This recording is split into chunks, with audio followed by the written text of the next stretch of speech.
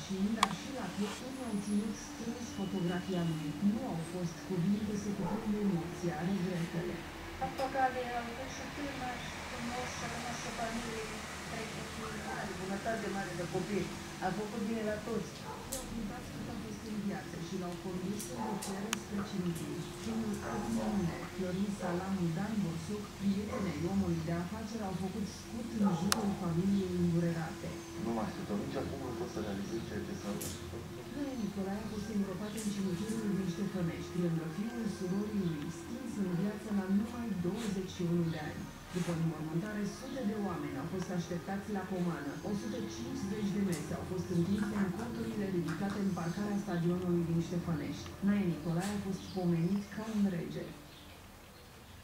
O acțiune umanitară ar fi fost paravanul operațiunii de aducere în țara sirianului Omar Haisam la 36 de ore de când președintele Traian Băsescu a anunțat prinderea teroristului numărul 1 pentru România. Un reportaj preluat de la o televiziune siriană a prezentat misiunea care ar fi putut sta în spatele operațiunii neautorizate de care vorbea președintele.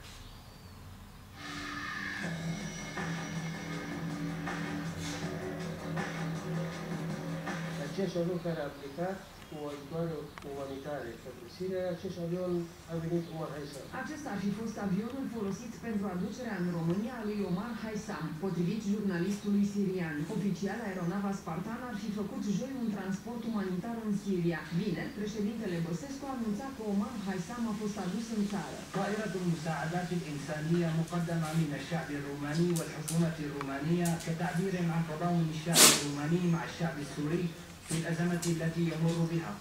طائرة المساعدات هذه تحمل مساعدات إنسانية وكميات من الأغذية والأدوية لدعم الشعب السوري والوقوف معه في معاناته.